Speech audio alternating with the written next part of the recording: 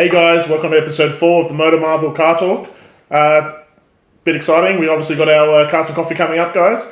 Looking forward to seeing you all there. On the 26th of October at 6:30 at night at Piccolo Spot in Victoria Avenue, Castle Hill, under Spotlight. If you're not from Australia again, I'm so sorry, but we're not global yet, so my bad. Maybe soon. Maybe soon. I think we've got an announcement with some exciting prizes that we're giving away. So we've got for spectators here, guys. I think everyone's been long awaiting what we're doing here, but we have a Hard Hats water bottle and stubby holder. So that will be for the spectators, guys. Come along and have a chance to win that. And for Best Car and Show, we actually have a Hard Hat watch to give away, which is pretty awesome with a screen protector. So big shout out to Hard Hats. Thank you guys for sponsoring us for this Cars and Coffee event. Means a lot, and can't wait to see. I haven't opened this yet. I don't want to, so I can't wait to see what it looks like. Because I've seen images on the internet, and they look really good awesome. And fantastic. Yeah. I cannot wait to see it. And you guys might have noticed while you're watching that we have a vacant seat. So stay tuned because we have some pretty exciting coming up. So guys, on to our special guest for today's episode, introducing Sean. Come in, Sean. How you going? Welcome. So Sean, long-term friend of mine, very interested in performance cars, track things, F1, sim racing, the works. So brought him on today to have a bit of a chat with us, go through some news, and learn a bit more about him as well across the way. So welcome, Sean. Thanks for having me. He's got a lot of experience on the track, car enthusiast for a very long time. Probably Subarus, I would say, has been one of your renowned things to be known for. Loves his Subis, but also does some professional sim racing. So tell us a little bit more about that, mate. So for probably 3-4 years now, really actually probably during COVID. Can we say COVID on this? Oh, yeah. You can't say COVID. Yeah. I just remember finding...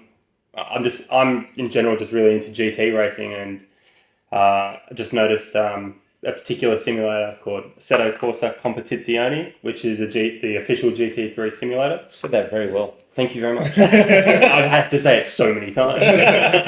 But I just found that was out, and it was gaining a lot of traction, and before I even had a PC, like a proper...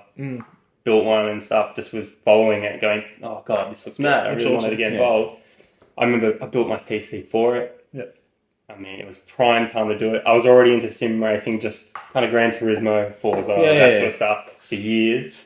And so did that, got the game, realised, well, this is way different. It's a big jump. So I think that's what a lot of people don't understand or aren't expecting, is if you're used to whatever games you're playing, arcade games mostly, they're all geared to be accessible for everybody, no matter who you are, right? Which they have to be, right? Yeah. As soon Would as you go say Gran Turismo is the most similar to it? Like it I know it's different, like you're saying, but is it the closest that you get to sim racing? No. Oh wow. I really don't think in a console world there is actually something as close to it as there is. And again, that's driven by accessibility. Question for you too, right? I said of course, but iRacing, no? Yeah, no, iRacing... I know that's pretty popular. I'm kind of pushing into that a little bit more now. Less so at the beginning, in the sense that was, for me, that's just it encapsulates a lot of different series and everything like that. And for me, ACC was just on GT3s. Yep. It was just a little bit more interesting looking. Well, it looked prettier. Let's be real. I'm like, oh, look at these cars. They're really I think it is a nice looking game. And that's not always the draw, but apparently, and then it was just like, these physics are really good, and it's always controversial. And even to this day, everyone's like, what's better, what's wrong? And you've got teams on both sides. And honestly, there are aspects of both iRacing and ACC that do things better. Braking model, tyre model, just in general inputs. And talking about that quickly, I remember looking at some of Sean's, data logs and things a couple of years ago, and the amount of detail, you should see it, Sal, the amount of detail that these logs go into they literally pump out the data as if you're at the track, you see the logs, it's where you're braking markers, it's all the different, absolutely everything. I've watched videos online. It's phenomenal. You can go pretty nuts. Yeah. So who do you race for? Honda. So, okay, that sounds like, he's just chosen his favourite car. Fast forward, what we're doing is, so I got into that and then realised that there was a league operated by a few people in Australia, and they were called Octane Online Racing. And they organised proper races, Discord servers, and it was actually hugely well organised back then. And in the idea of you don't just jump into a lobby and then reverse whatever. Organised races, and it was a huge community building thing. I've met so many people through it. That was a huge thing that pushed me even more interested into it. Yeah. So I remember just playing with the game, learning, being shocked at first, going what I needed to get used to. Anyone who's just a casual probably get on it and go, what? Car doesn't turn, car doesn't stop. This is too hard. It's not enjoyable for a casual. Yeah. And it is true, but I've never felt the satisfaction when you get it down pat that has given me in any game whatsoever. And I was just going to say from that... I had an interesting question. You're right. From that, I just joined in, and then pretty much you just meet people through there. They're organised, and we had race officials and everyone doing it and watching and handing out penalties, and it was a lot more just real. And you know that there are other people that are kind of and you just take it a little bit more seriously. And then I just got put into a team. I was driving the McLaren because I'm a big McLaren fanboy. So for a while, and then I've always liked the NSX, big time. And then everyone told me to avoid it because it was the hardest car in the game. It's fast, but very hard to drive. And I'm like, nah, stuff that. I literally chose it. And it was mostly, to be honest, it was to be different. Yeah. No one used it. So I tried to learn it, got pretty good at it, started winning races. People started asking me how to do it, how to set the car up, how I found speed. And it's exactly the same as real life.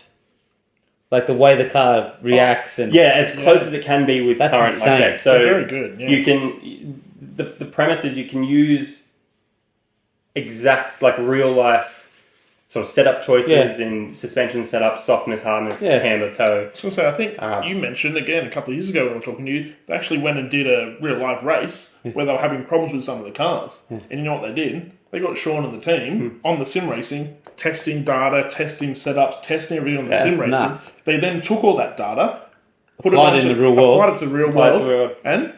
They won. Wow.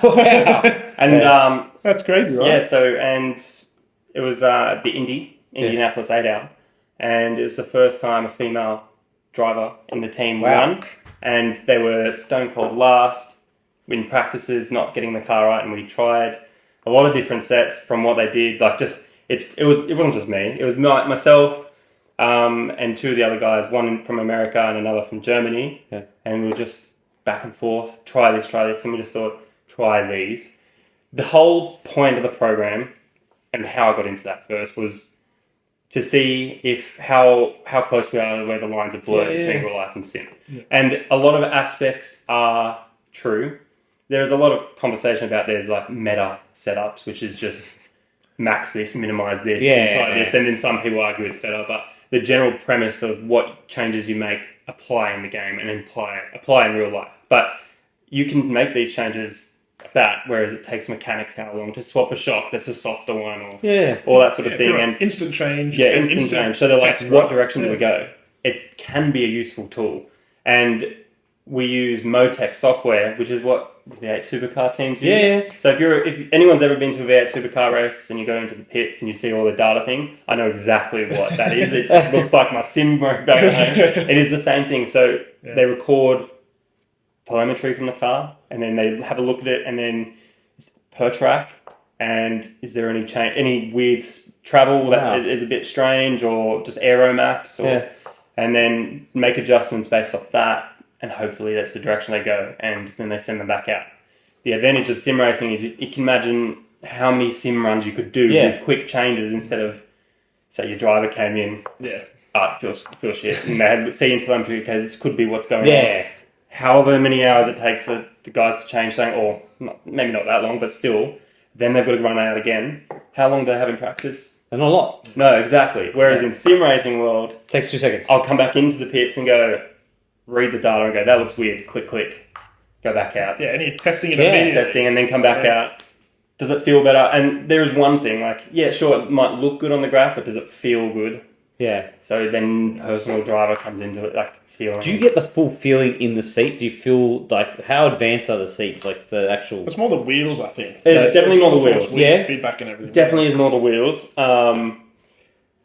You can get into some pretty good stuff now. Pretty reasonably I've seen ones priced. that full move. Yeah, them full motion rigs. Yeah. Is it worth it? Nah. Alright. Honest, no offense to anyone. You don't need it. Like, you know what you're doing. Yeah. Let's be real. Like, it'd be fun for a bit of a gimmick. Yeah. I'm not saying they're a gimmick to everybody. But honestly, for the price you're paying for those, it's they're very expensive. very expensive. And then it also comes down to the software. Like, is this simulator giving enough data to that chair to give the right? Yeah. It needs to we're turning right, so it needs to lean left. Like, that's not enough. Because you'll just feel detached because your brain's like, that's not what it should feel like. Yes, right. And then, so it comes down to developers putting that info in the game too.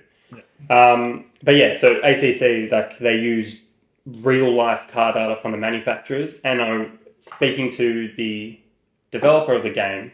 Him and the team for a long time were very open with us and wanting feedback. To make it better. But he told us about the fight it is to for manufacturers to release the tech details of the car. Right. Yeah. In fear that it's a lot of internal data. Of course. It is a lot. So but if they want their car represented correctly, we needed the info. Have you ever gotten into a car on the game that's just a bucket of shit? Or doesn't feel anything like it should? Yeah, 100%. Or you just get the impression, well, they've fed some mysterious data. What car? You can't say it. I probably won't say it. Like, there's two that come to mind in particular, specifically when they debuted. So new cars have come out. Yeah. They've been modelled and entered. And then it's almost like maybe they just wanted to give this car the moment in the sun where I think this should be significantly heavier. Or right. You know what I mean? But like they do refine it over time, and it's been good with professionals well beyond me, even just giving feedback and stuff. But there's a lot of gamesmanship. Yeah. And that is what it is in real life. Car manufacturers will try and hide weaknesses or hide strengths specifically in order to win favour and balance the performance, which we all hear at BOP. So they'll sandbag in the hopes that they'll go, we'll give the... this car stinks. It's really average. Yeah, it looks like they're just like... Yeah, but at the same time, it's hard to do because the governing body also has all the telemetry, so they know if someone's lifting off the gas to say, it doesn't have any speed down the straight. or you could have done a bit more there. So they employ a lot of weird tricks. But anyway, just in a nutshell, how like the Honda and ACC thing. I was just doing a race, started doing well with that car, and then I got an email from that Honda Performance Development, as it was. It's now Honda Racing Corporation USA, and saying they want to try this program, which is sim to real life and represent in a sim world in the championship. And I had to try out. But they asked, and they just said pretty much they'd seen me using that car, and I did an hour-long interview on Zoom with the heads over there and the HR and all that. Probably make sure I'm not a nutcase, and why I like the brand, why I'm doing this, and I got the gig, and it's been really cool. We've been a bit of a Honda fanboy as well. Have been. So I mean, from a very long time, even when I've known you, he's always been a fan of the Hondas as well. So, and we also have some interesting spy shots of a Honda. We do. That coming up. Sean has some insights on, so that's coming up. One more question, Sean. Yeah. If you run into someone, what happens? I think that's the biggest thing about these sorts of games is like it's not about outright pace, it's actually learning control and race pace. So anyone can go out and just do a hot lap on a vacant track and just go as fast as you can.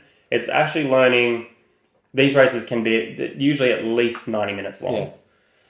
And can go for as long as 12 hours in a team environment. Right? Wow. So, we'll do proper 24 hours, actually. I don't know why I said 12. But, they go 12, 24, 8 hours. Most of them are about 1.5 hours for just you, singularly. Are you waiting to have your turn on that 24 hours? Yeah, so if there's a 24 hour, there'll be a team of 3, 4, possibly 5 of you. And... they're all on crazy schedules, right? This guy sometimes is like, I got to get up at 3 a.m. on the weekend. It's outrageous. I've got to do my stint. in the middle of the night. And actually, the handful of times I've done 24 hours, it sounds like a great idea beforehand. This would be sick. Let's go. It'll be fun. And then you get there and you're just dreading, I can't go to sleep at 6 p.m. Yeah. Because I've got to get up at 1. Yeah. And anyone who can just go to sleep because they think, oh, I've got to go to sleep, good on you. Yeah. No. Well, I'm there just watching still at 10 o'clock going, I've got to get up in 3 hours. And I haven't gone to bed yet.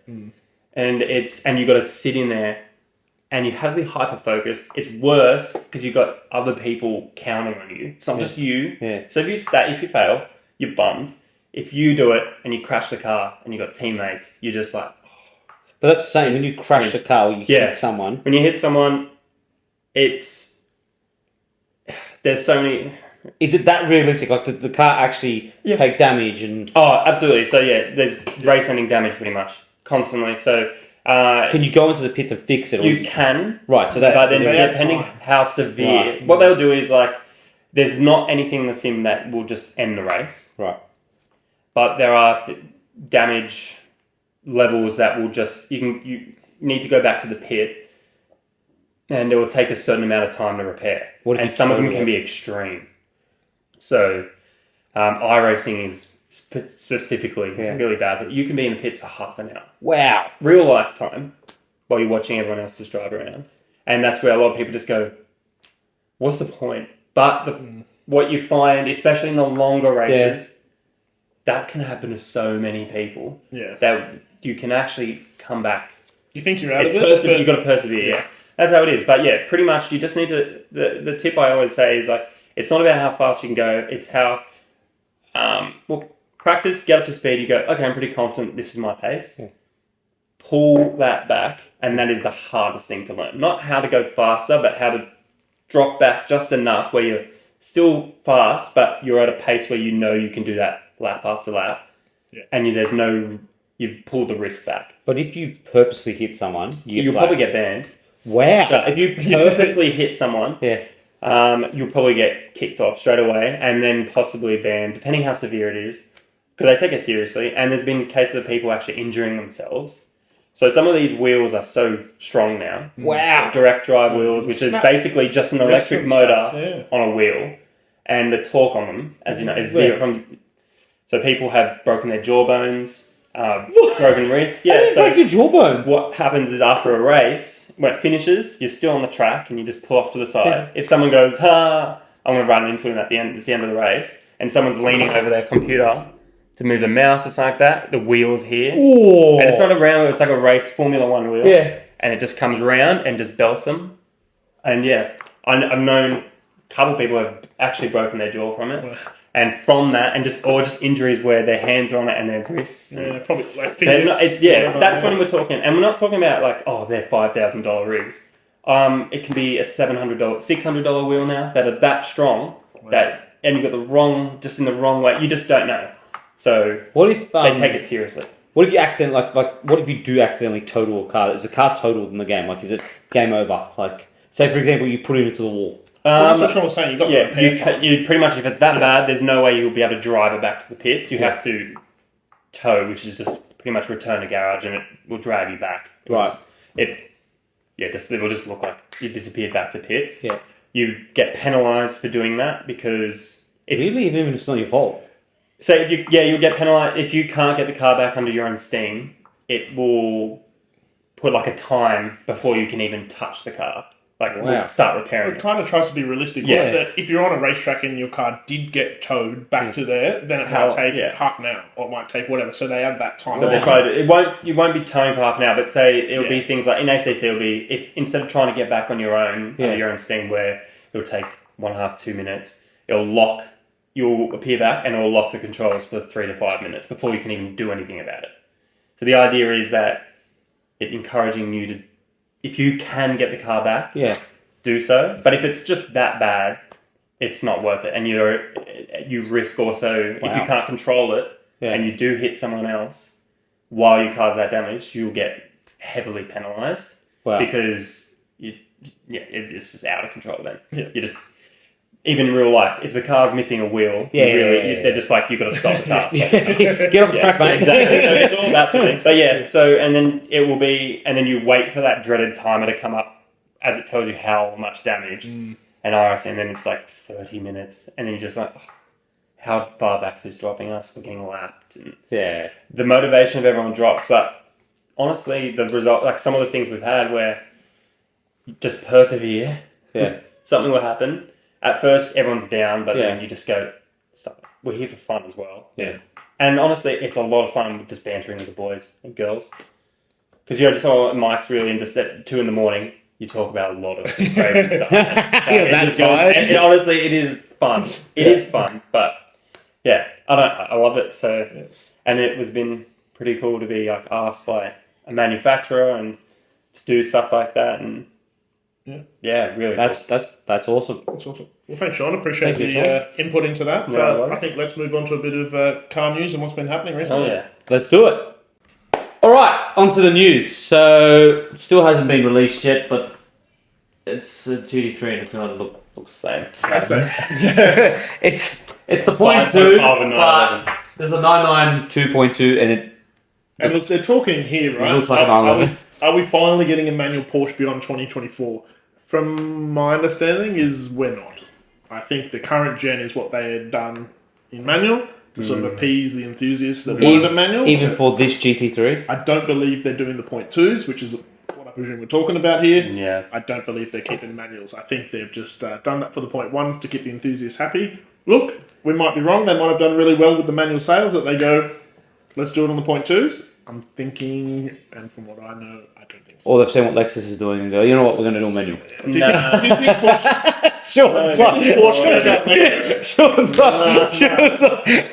Like, they don't care. Porsche don't. No. Yeah. Porsche will do whatever the hell Porsche wants. Yeah, it's true. I don't think they're going to...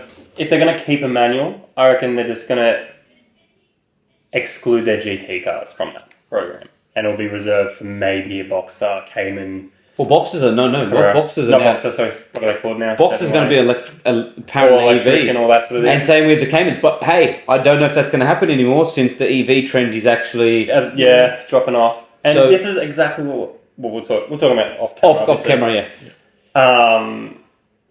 It was the whole electric thing. Yep. Maybe a direction we need to start looking, of course. But I think that it was a trend, and it started with pretty much Tesla and a few others or whatever, and it just gained a lot of social backing, and it kind of forced the hand of a lot of manufacturers. This is true. This is true. What's actually happened, and there's I think I've said this to Sal before. I think we can all agree that EVs have a place. They have a place. Not globally yet. But they do, right? They have a place in the bin. No. They have a place, right? For certain people around town or in cities and whatever else. A small place. I've said this so many times. I know you have. I've reviewed a few of them, and I'm not saying they're terrible. So don't get me wrong. Everyone that owns an EV, if you like it, so be it. But answer me this: it just doesn't make sense for people who live in apartment blocks. I live in an apartment block. I had EVs. I had to drop them off at the bloody shopping centre, and then I'd walk back home, and guess what would happen? Yeah. Your car's not charging. Yeah, so this is... and I have to walk back. These are teething issues, right? Like, apparently legislation is that all new apartment buildings have to have electric vehicle charging spots now. How many? Exactly. But all our apartment buildings... The last apartment I was living in, we had charging spaces. It was... Out of how many people that lived there, there was 3. Yeah. So, and that's fine, but this is where the biggest conversation I think comes in with electric cars is the infrastructure. It is just the amount of money, time required to build an infrastructure that really works in every country on the planet right now. It's just not going to happen fast. Australia specifically so. We're a large place with a small population comparatively. It's not going to be a quick fix. And everyone's... I can see the whole point, like, what happens if I only want to go to the shops and back? It's great. I'm like, I know, except for you're also paying a premium for said cars. So how long until you actually make your money back? And the other thing which was annoying when I had them for review was that you'd park at charging stations in the shopping centre. Yeah. But there was never available charging stations because people would park their cars there and not return. Yeah. And it would frustrate you. Thing, hey? And people just leave their cars charging. Some people who had electric cars would park their car there and not even charge them.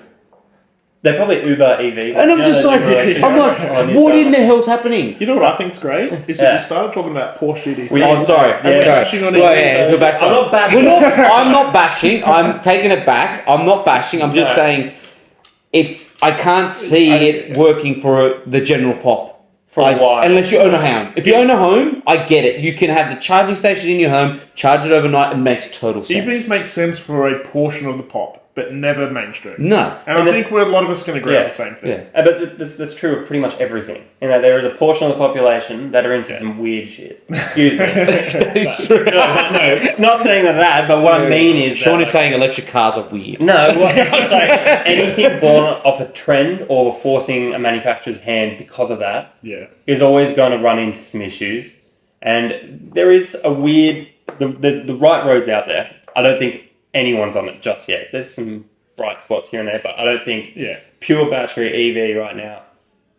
No. It is honestly. And Sal and I mentioned this in one of our previous podcasts, is we think, even when we talk alternate things, it's still exciting that there is manufacturers out there looking at alternate options. Absolutely. More than just EV. We're now looking at, okay, we get the EV, it's got its place, but we're also looking at how else can we tick some of these other boxes for people. Yeah. And I think we're all just hoping something comes out of that. Yeah. And I think there's always going to be that EV market. Mm-hmm. But I'm hoping, probably along with a lot of other people, that we have some other options as well to keep some of these combustion engines. Maybe it's some different ways of fueling them and whatnot. But, I mean, that's just good news that manufacturers are looking at options. And I think that kind of is beneficial. I think a lot of people are saying that, you should see this as like the advent of the combustion engine back in the day, what that did for horses. Yeah. And the horse became a recreational thing, and people ride them for fun or for sporting reasons, whereas they used to be the main method of travel. And so they do that with our at one point, we've done fuel, petrol infrastructure. There was at one point there was none of it, and we built all of it because we had to. The concern though is, sorry, bro. If I was forced to drive an electric car, I would rather run. And I hate running.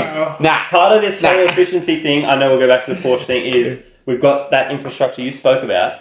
To go EV, we're scrapping it. So what's the energy loss there and the material cost? 100%. So there's got to be a way to integrate, and then that's when some people go, look at hydrogen. Current infrastructure can be retrofitted. But that's like, I know a lot of people are saying that's a pipe dream and it's not going to come to truth and stuff. I'm like, a lot of things are, but now we're landing rockets in 30 seconds. So, and Sean and me were talking off topic. I know it's off topic again, and it was out there, but we were talking about how BYD has actually dumped a lot of their cars on acreage in China. So there's a lot of electric cars just being dumped.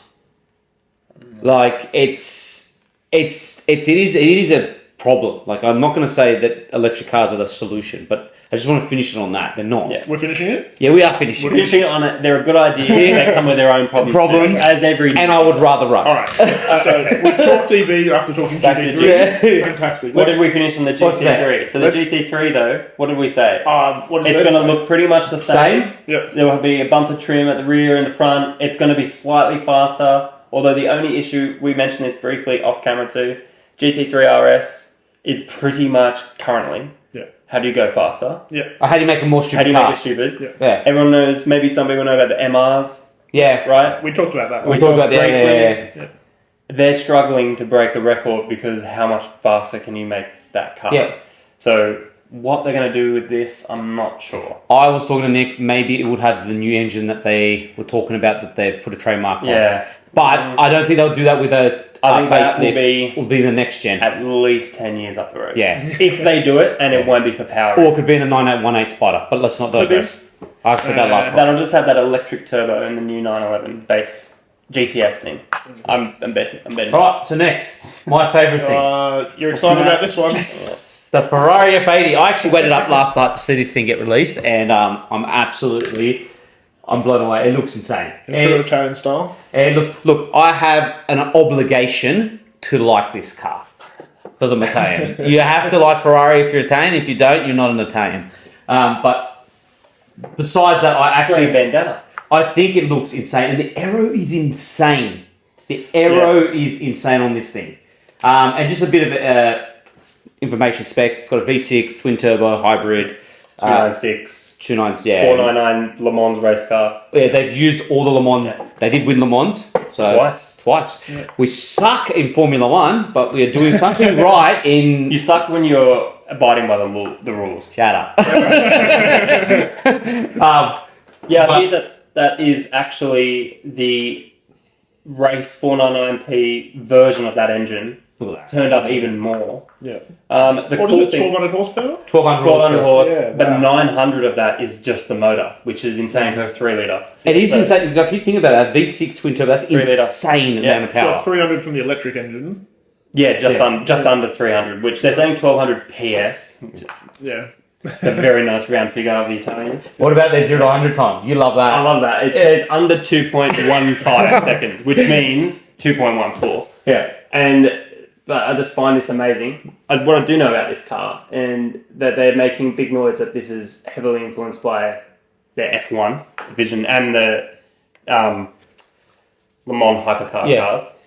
So this has the cockpit. If you guys can see this, I'm not sure how it will come out. Just here is the narrowest cockpit they've made on any recent car, to the point that the passenger seat is actually offset further it's sink back, yeah. Yeah, wow. Just because they squeezed it together, and the idea is there is a large amount of body off where you actually get in the car. So when you open it, there's a lot of floor there. And the idea is that this is following the ground effect that all the F1 cars use, which is you just need a large floor, so they've got tunnels underneath to really feed the diffuser at the back. So the idea that they have a narrow cabin so they can use the space to build a tunnel into that space. Wow. That's what that's for, and that's what they're saying. You can kind of see it. It looks like it's a pod, and it's just a rectangle around it. Pretty much, right? Right, exactly. So I see what you're saying. But the LaFerrari already had quite a lot of body. That's usually like carbon tub things where like, how do we make it like a decent size and easy to get into? But this, they're just like, nah. You can even see that. The door goes in. Look how much floor is still there. Yeah, wow. So it's... How are you going to get into the car? You're going to have to... I don't think they care. You know what I mean? And this is exactly the car where it's like you have to own 10 Ferraris to even be offered it. Yeah. So I'm not getting one? No. But I think that's your problem, owning 10 Ferraris. But the exciting thing is, if this has come out, and previously the W1 came out, the 918's successor has to come out. Surely. Spider's successor. That has to come out. It's happened all pretty quickly, right? When was the W1? Now we've got this. Yep. I feel like McLaren are pumping out things out of nowhere. Yeah. Like they did that. Did you see that Solus GT? Yes. Whatever that was. So that's like they just said, we just made this. I'm like, oh, cool. And then they've got the W1, which they're saying is... They put something up actually as soon as Ferrari dropped this, which I found amusing. It was 2 minutes after Ferrari dropped this. They just said the true supercar. And it was they call it the one lineage, which is they had the F1, the P1, and then the W1. Yeah. And they ignore the Senna, which you should anyway. It looks terrible. Yeah, but the Senna is an incredible car. It is an incredible car. I'm sure there's I'm just here, neither here or there. I think it just looks like a. I think you said it the other day. It looks like a Lego car. Okay. Anyway, let's go on to the next subject. But the the Ferrari F80 is gorgeous. Love it. Right, we've got a bit and of noise. I think it's better than the W1. Are you ready for this one? All right, guys. Let's have a listen to this real quick, and then we can have a chat.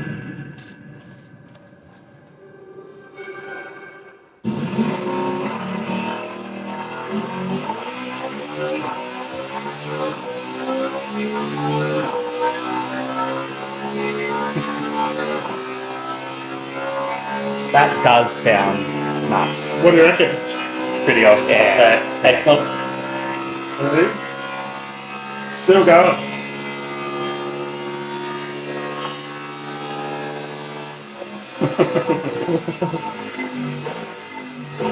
So, just quickly, that is the new Bugatti V16. Can you say the name?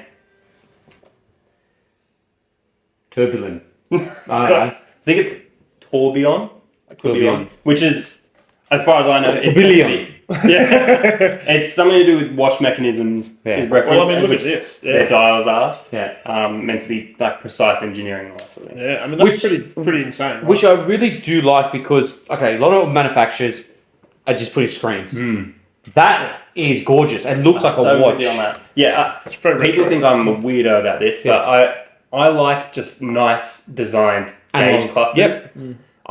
Digital. There's some really cool ones out there actually. Like it kind of takes the uniqueness away, right? Like I liked Porsche and Audi. Actually, Porsche had that like multi-pod thing. I think it was in the Panamera first. Yeah, it's like you had the tacho, and then you've got Speedo and like whatever, and then you could have the map in one of them, and it just looked sick. That was a cool integration of both worlds. Ferrari did it too. They originally had with the 458 Speciale. That's right, the map. It had the map on one side and had the actual tacho, which was cool because it's like, all right, you got digital, but then you've got your analog. Yeah. But now it's just a screen and just is whatever graphics. It's pretty much everything, right? I mean, look on the Mercs, even the BMWs now. It's just big screen. So I really do appreciate and the proper design, analog, cool. Looks like a watch. Yeah, it makes it feel special. It's weird when 2024 we're saying analog dials make it feel special. Makes it feel old. It's insane. But I'm so with you. I think if they bother, I've been really critical of Toyota about this in the past. Their just gauges are just like, did they try? It's just a black piece of paper, and they're just written some Camry drivers. And I'm talking about, but no, it is just that is important to an interior. I think that's really cool. Yeah. And I mean the sound Naturally aspirated V16. So that is insane. Like in an era where we're downsizing motors, these guys don't care. Don't give a crap. No, like the best part about this story is so Cosworth built this, and then I think everyone's trying to learn a lot, hearing that name a lot more. They make this engine. They made Gordon Murray, the V12. What's it called? 3 point something. I think it's 3.9 litre. I'm sorry if it's not. Yeah. But he wanted it small. The V12 in that revs to 11,500 RPM. The Valkyrie V12 from Aston Martin, that is heavily influenced with Cosworth. This the NSX Turbo V6 that they use in GT3 racing and in the road car is half designed by Cosworth. Yeah, wow. They have their hand in a lot of things, and even in F1, they develop a lot of components. Yeah. They went into a meeting with Bugatti. Bugatti approached them and said, we want something special in a new car. And a lot of conversation is, we want 16 cylinders because that's our symbol. Yeah. And they wanted, let's drop the turbos off the W16 and just make it an NA car and hybridize, which is what this is. Multiple electric motors to kind of supplement the turbos. And then pretty much Cosworth just said, nah, it's the worst format to have an NA W16. A W format is just not ideal, so they said, fine, what about a V16? What they've actually done is create the world's longest thing. I was going to say, how big is this thing? It's like, I think it was something like there's a video, the block is over 1 meter long, which is insane. But this, with all the batteries, all the hybrid stuff, they're targeting it to be lighter than the Chiron it replaces. Which is impressive considering previous cars are not hybrid. Everyone who goes hybrid goes heavier.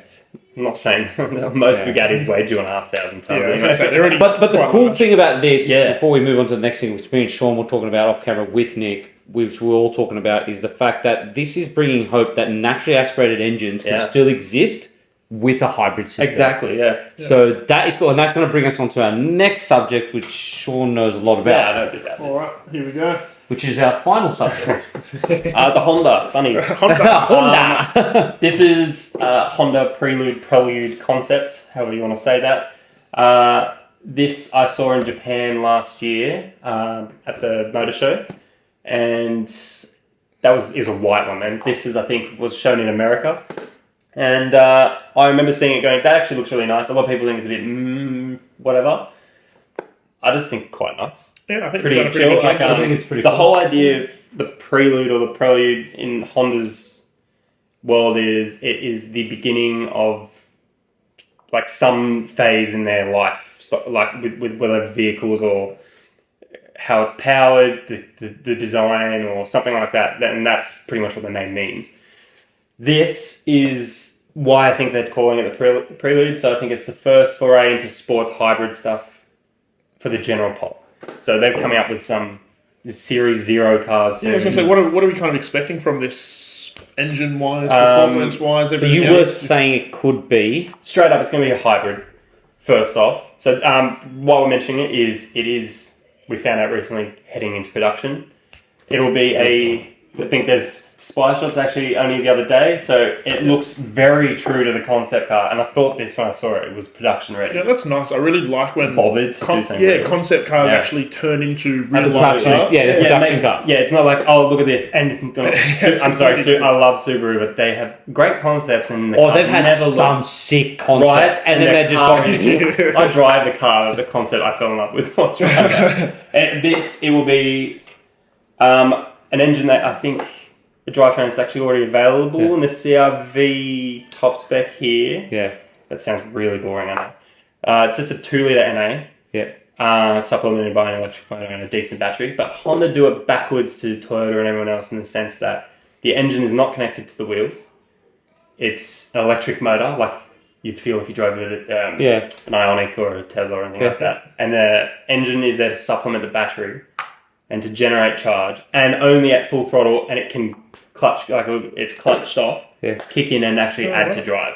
So that's how they do it. And the idea is if there is any issue with the battery or the motors and stuff, you have this fail-safe in that it can run with all that, like if it failed, on just a petrol engine. Whereas in, I believe, Toyota and some of the other things, the cars do go in limp mode if the battery or anything fails. Oh, wow. So, well, that's what they're seeing. And then the advantages of the electric motor is the torque straight off the line. Yeah. It's immediate. So they got quite big electric motors in these, and they've made the 2-litre just efficient. Yeah. So that's the only difference. Will you still get the note from the 2-litre, or is there no noise? I'm sure, no, I think it would just... I don't think it will be a particularly exciting noise, let's say that. But could you imagine a K20 in that? Yeah, I know. I remember you guys on the earlier podcast said, "Man, we just need to bring a K20." I know, right? Or K24. Yeah, come on. One of those. It's just that I feel like those sorts of cool engines, like we just saw, are going to be reserved to Bugattis of the world, the Ferraris of the world, even though they just did a V6. So that means we need to buy a Ferrari. Yeah. Or a Bugatti. 100%. What if we get 3 or give us a discount? Stuff that you probably need to own 10 Bugattis. Yeah, true. But yeah, so this is built up the Civic current FL5 platform. There are rumours of a Type R version with the turbo K20 in there, which will be fun. That would be exciting. Yeah, and they've got an Acura version of this in the States. Yeah. I can't believe I can't remember that. Cut this. I need to know the product. And I think it's more of a cruiser version of it. I wouldn't be surprised if this just replaces all that and it's just a global... This is our GT sort of cruiser. It won't be as hardcore as a Type R, but it'll be like the Lux. Yeah. It will be a Type R. Prelude. I don't even know if they'd... No. I wouldn't be surprised if they got a Type S or something. No. But it will probably have the turbo 2-litre in it. And if they added an electric motor to it... That would be a pretty It serious... would be rapid, but I can't imagine I'd do that with a Prelude. Maybe something to come, S2000, if they want to go down that road. So there was mention of it. So. There was a concept, which we did see, and we hope they put him in production. Yeah, fingers crossed. But there's something in the works there, and they're pretty mum about it. But yeah, I think it's pretty exciting. Again, like pretty cool looking car concept, looking pretty. Yeah. I'd say pretty similar to what they put into production. As long as they bring it to Australia, Honda Australia, please. Yeah, thank you. But other than that, guys, that wraps us up. Thank you, Sean, for joining us. Really appreciate it.